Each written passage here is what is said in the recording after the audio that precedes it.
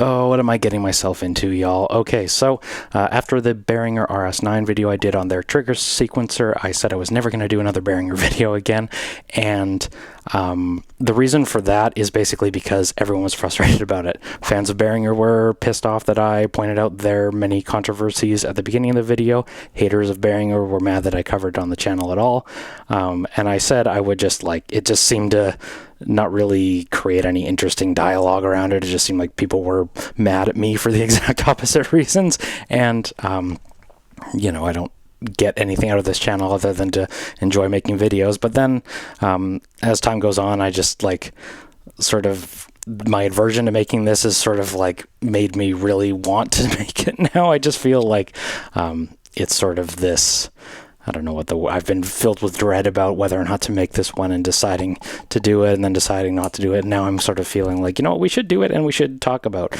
all of the reasons that I don't want to make the video, and then we can listen to it as well. So on the video itself front, I want to point a couple things out. I purchased this one used on Craigslist, maybe Facebook Marketplace, when I got this bigger case because I had an entire big row to fill, and I thought, well, you could basically, for the price of this thing, instead of getting blanks, genuinely it's comparable in blank panels, because you can't get, I can't buy 8 used blank panels. So if you get 8 blank panels at $20 a pop, well, this one was used on Craigslist for 250 Canadian dollars, I believe. It was comparable in price, and I know this doesn't fill out the same amount of space and everything, but just to say that that was genuinely the intention was okay, I have this massive case with a bunch of open space.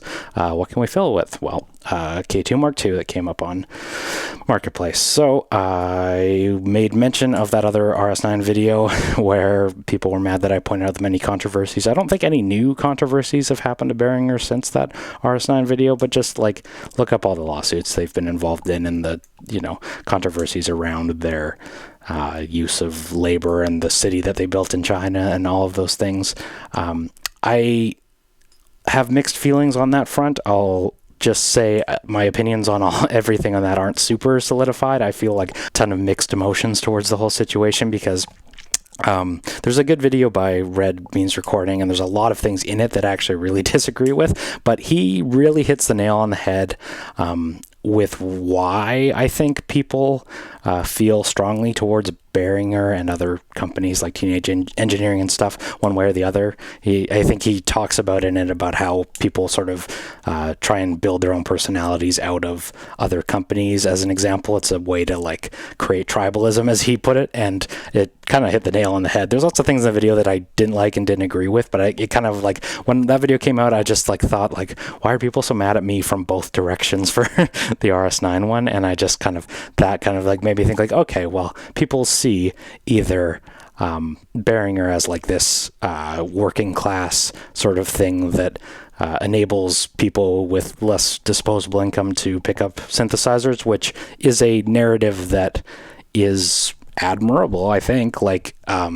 I always feel like Eurorack in general, and I know this isn't distinctly a Eurorack module, but I just feel I worry, not a worry, but it kind of sucks to think that like lots of people who would probably make amazing, interesting, evocative art are kind of locked out of using this quote unquote platform because it's just so ridiculously expensive, right? So the idea that younger people, that people who are less established in life, people from other countries that aren't, where the exchange rate makes buying American or European Eurorack modules impossible, right?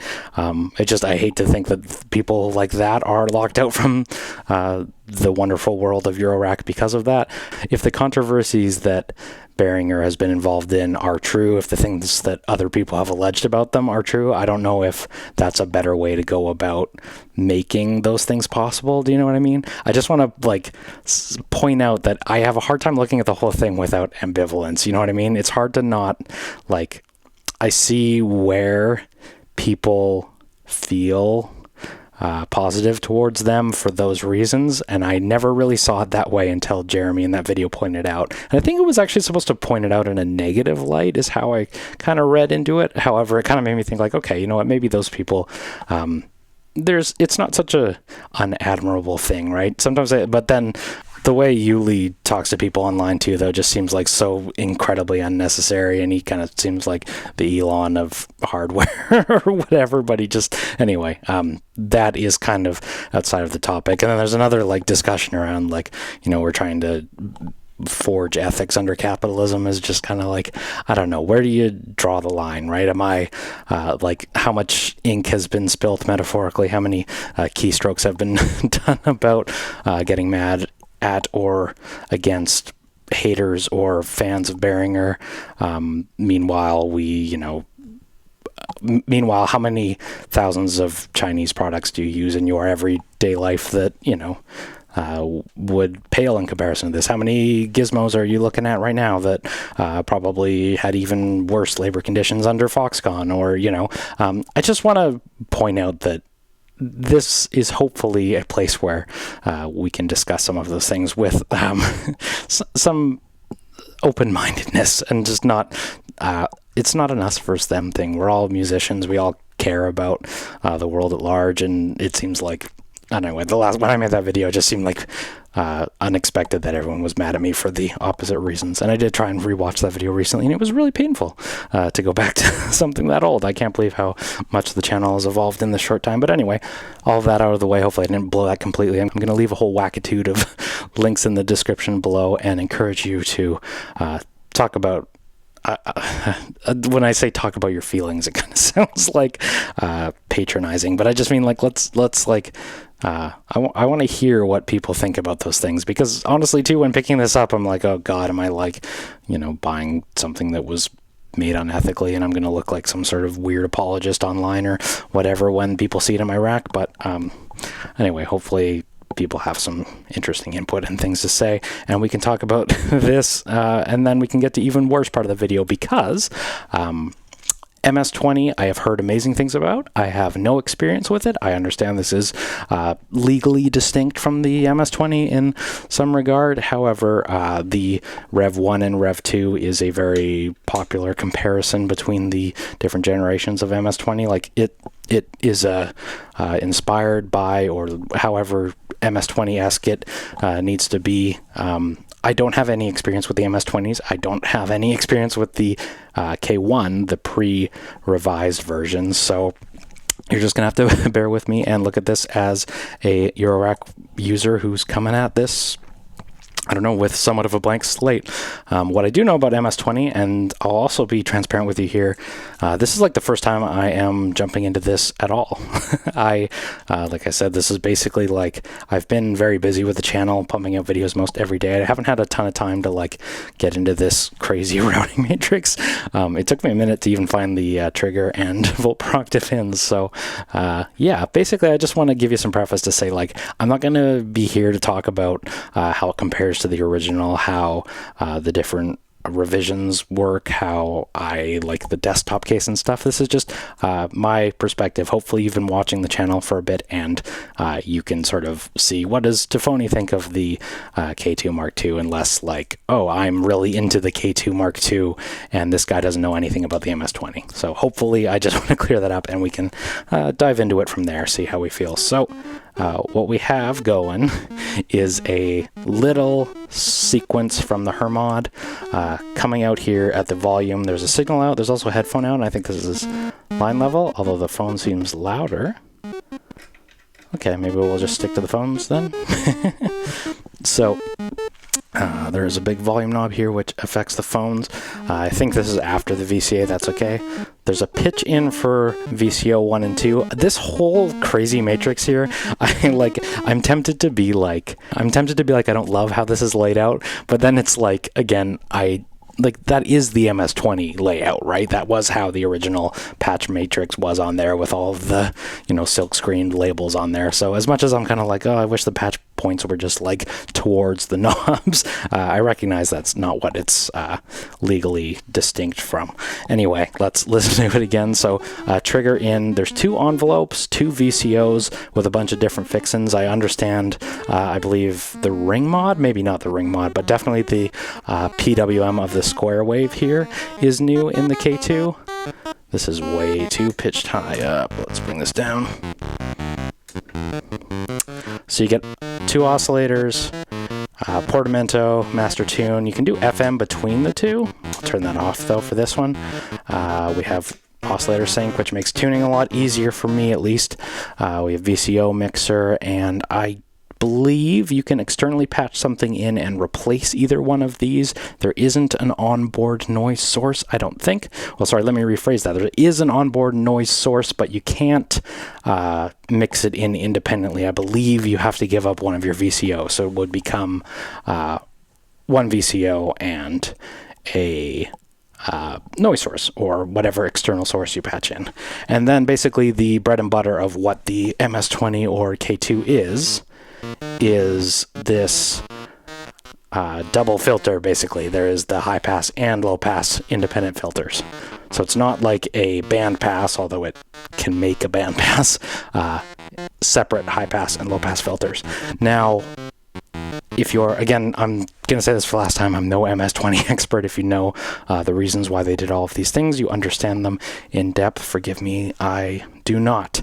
What is interesting, though, is there's this external signal processor section that has that same double filter with the low pass, low cut, so high pass, and high cut, low pass, without resonance controls, and is independent from here. So I was confused about that. Is it like they've duplicated the filter circuit a couple times here for the Rev 1, the Rev 2, the low cut, the high cut on this external signal processor? And then the noise generator on board also has a pink noise, so there's another filter in there. I'm just like, I wonder how many filters are on board here. Unless there's some way which these are all connected. I did test beforehand changing the resonance over here, or peak in the case of the label here. I assume that's the same as resonance, although I've seen it called feedback. I've seen it called other things. When you change the peak on this side, it doesn't change anything on the external signal processor. So I'll get into that in a little bit, but let's hear this again. This is very bleepy and bloopy because we have 2 triangle waves. Sorry, we have 2 square waves. Let's bring in a triangle wave and a saw. So we have 2 envelope generators right now. I have the first one all the way down, but our VCA is being controlled by this one. Now there is a hold time, so you can do attack, hold, decay, sustain, and release. It's interesting that the H is on the front one, but that's okay, so I'll just skip it. To be honest, I am generally, I like my arpeggios, I like my super simple envelopes. Maybe we'll do a little bit of attack time, but we'll go blunk. And then there is a third oscillator here in the modulation generator, so you can change its frequency. I don't know where this is going. I think you can actually apply it everywhere. Hold on. So if I want to apply it to the... if I want to make FM with it, let's bring the frequency all the way up for audio rate. I don't know what the two waveforms are on here. If this means it's triangle and square for different destinations, but that's FM. If we do less FM, but at a super high rate, you just get like a little bit of nice, nasty, if that makes any sense. If I turn the sync off, I think it'll accentuate that a little more. Let's turn it up. Let's make my decay a little longer too.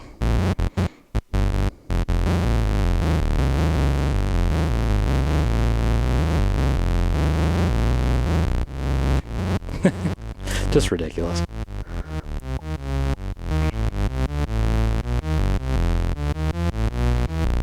I know this sequence is not exciting at all. What if we go into this track? We'll clear this track out and do something simple. We'll do 4 on the floor. Nope.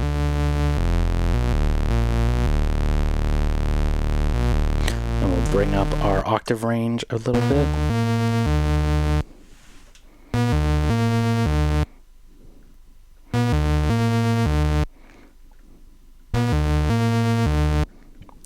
EG1. You can also do EG of the FM, so you can, like, if you want to make drums with your K2 Mark II, you could. I know it's one of that meme that's like modular synthesizer users. I made a, you could make a kick drum or a snare using an entire module like this, but hey, it's there. There are uses for that. There's also the frequency modulation of the cutoff. I like using the envelope generator for that, for sure, so we can open up our filters a little bit.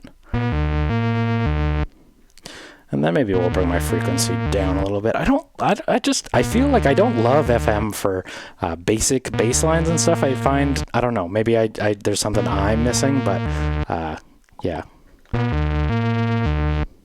Bring that down.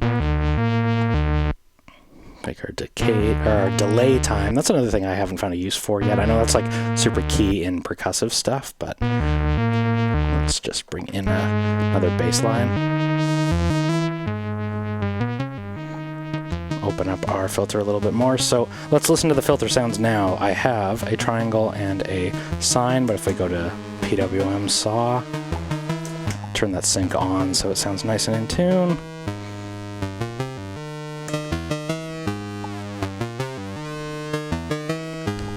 That wasn't PWM, that was the pitch, but this is the PWM knob.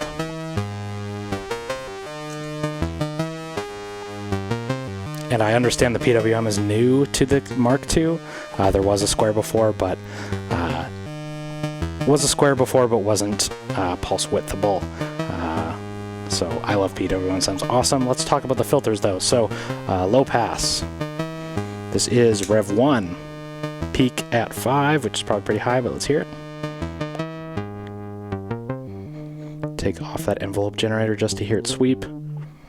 Peak all the way up.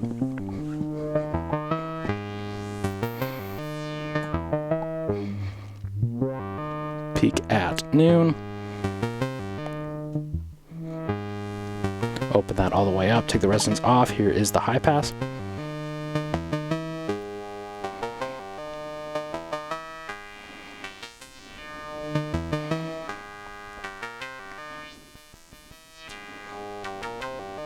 I really like making that high pass super squelchy and then using lots of envelope to really move it. If we go over to Rev 2, we'll take out that envelope for now.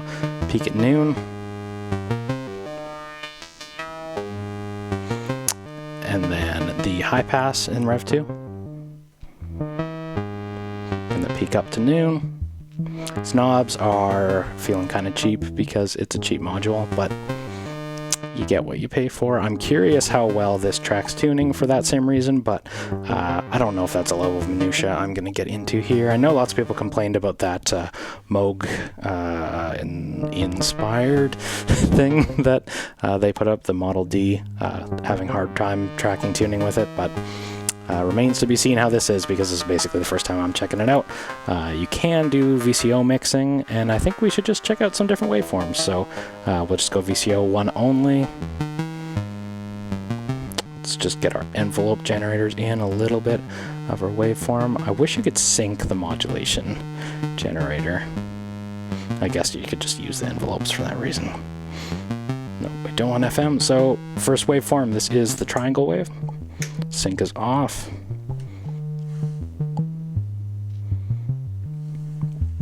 Sounds almost siny, it's very dull.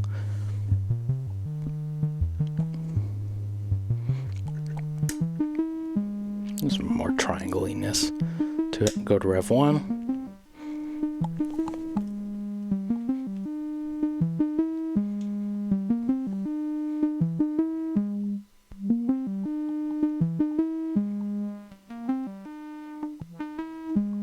And then we have our ramp wave. This one's a lot louder too. Here's some of that modulation of my filter. This is Rev 1 still. High pass going up, low pass going down.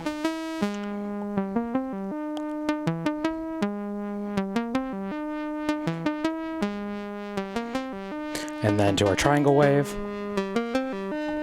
Go down an octave. I'm just going to manually PWM it. There is a patch point for PWM here. Unfortunately, no knob to use the frequency modulation for that PWM, I believe, but you got to patch it up yourself. That's just fine. For demonstration purposes, I'm just going to do it manually here, and I love PWM. I'm sorry if I'm a simple man, but it sounds really good. And then on oscillator 1 and not 2, we have noise. I don't know why I'm reaching for the PWM. It doesn't track volt per octave or anything. It's not pitched. I believe that's white noise, and you can... There is a pink noise source on board, which is here. If I patch this into the VCO1... Oh, I don't know where it goes. Here? No. Here. No. There is a place, but where? Oh, I do see a clock input. I wonder if that could have synced my oscillators or my envelopes. External signal in? Okay, so yeah. There is an external in after... Okay, interesting. So there is an external in after the VCO mixer. So I turn my VCO mixer all the way down, if you see on these two knobs, then I can patch my pink noise source in there. So I don't have to give up one of my VCOs to get some noise in. Okay, that's really cool. So now, so we have a triangle and a ramp. I would go square on the first one, PWM it. Triangle on the second one. I will say this pink noise is pretty loud, so maybe you want to use this patch bay, and I will promise not to make this video a million miles or a million hours long, but if we do the external signal processor, taking my pink noise out here, there's an attenuator here with the signal level, I believe. Let's patch that in. Yeah, okay. Yeah, so you get an attenuator on there. That's actually cool. Yeah. Which is interesting too, though. So you get a pink noise source here, but you can take the white noise source and use it after the filter. Here, I'll turn off my VCOs. So you can take white noise and filter it yourself for your own custom pink noise, right? Interesting. There's an envelope follower too? That's interesting. I don't know what on board would need an envelope follower, but I actually don't have an envelope follower in the system, so that's a nice utility. Maybe I could patch some compression or something, I don't know. Let's take our pink noise again, because I like that. Let's go signal in. Hopefully y'all can see that. I am not going to filter it though, we're just going to go out for signal attenuator, bring in my square wave, and then my ramp wave, and then, you know what, actually for now I need to unplug this. I want to show you, so the VCO2, this is ramp wave, square, another width, and then this has ring mod, so ring mod, yeah. If you want to get some like metallic-y stuff, and I know R2D2 fans are screaming out because of all the MS-20 inspired stuff on board, but change filter modes and Yeah. Patch in my pink noise. That sounds nice. Bring in my square wave. I believe that's ring modding the first VCO, though, is what's going on. So if I take this one into triangle mode.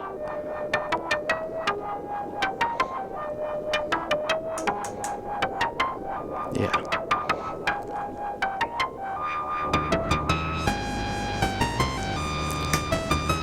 Sync off. We want sync on, I think. And then maybe less of our filter mod from the modulation generator.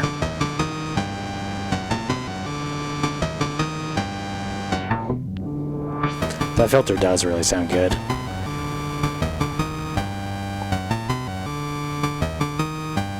Maybe I'll take my envelope down a little bit.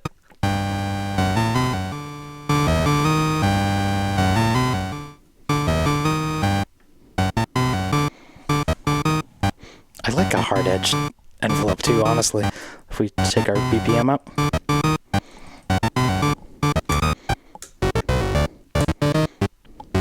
Yeah. Pink noise coming in.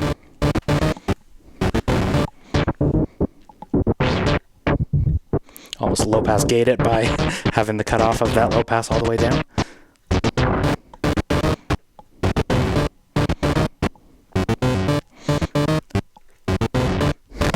You really gotta attenuate the crap out of that pink noise, and that's fine. Ring mod. Pulse width modulation now.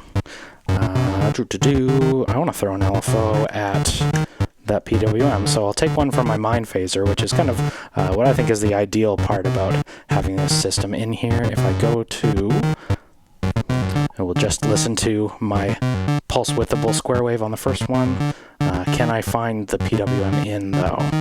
PWM in. There it goes.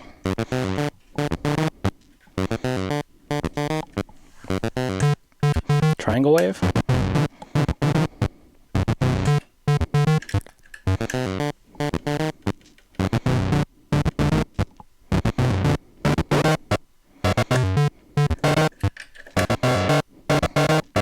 No, we want triangle wave. I'm only saying positive, I believe, so.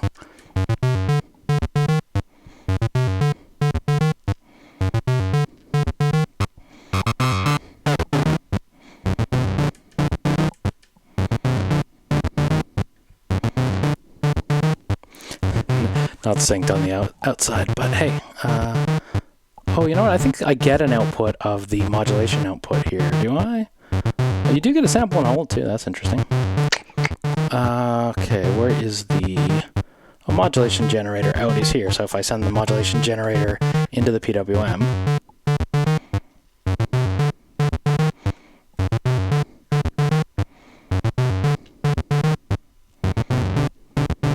There it goes.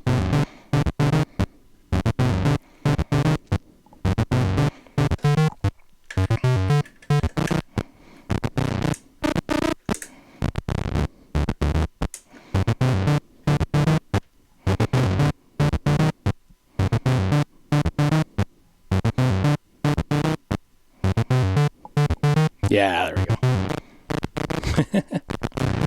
Audio rate.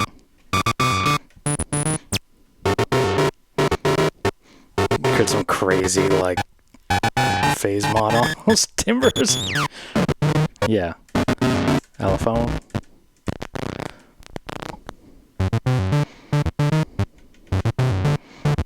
Yeah.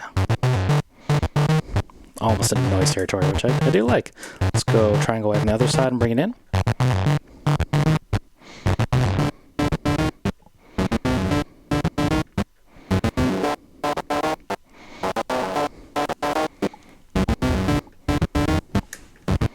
Yeah.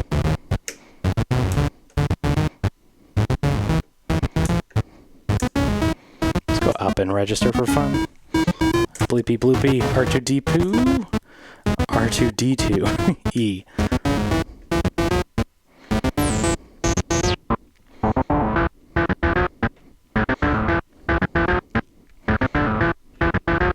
Yeah.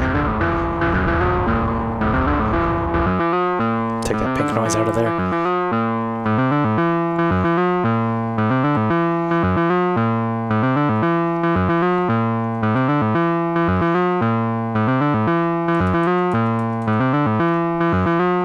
Modulation source in.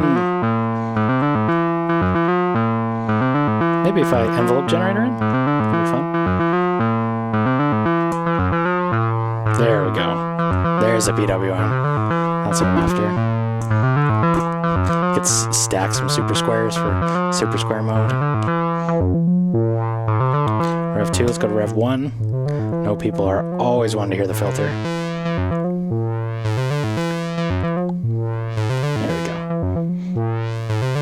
Yeah.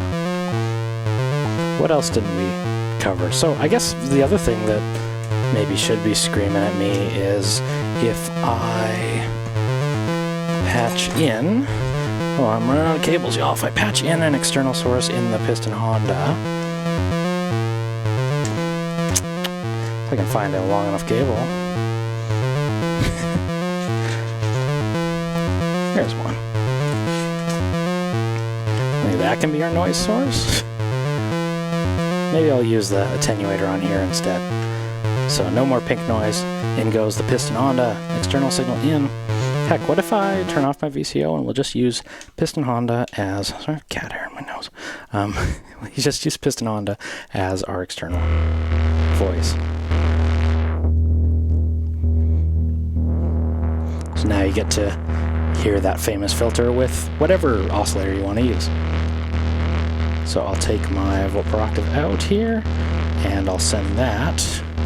Sorry, got this crazy wiring situation that I hooked up.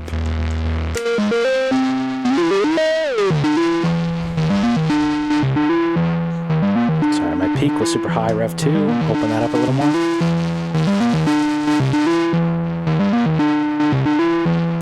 Can use all that. It does feel like I'm clipping it though. Those filters do sound nice. Maybe it's because I have resonance on the high pass that I'm hitting. Yeah, there we go. Piston Honda's like my favorite oscillator, period. There we go. Nasty. Reverb on. Let's bring in some drums.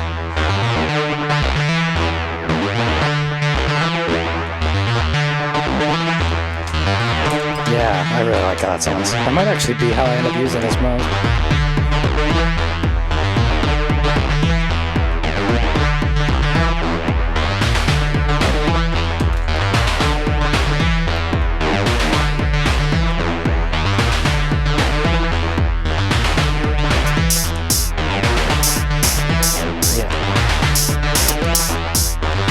Just need that for a second. We got Ultra Kick going, we got the Timpleggio, we've got the hexaverter meter and hi-hats, and let's play.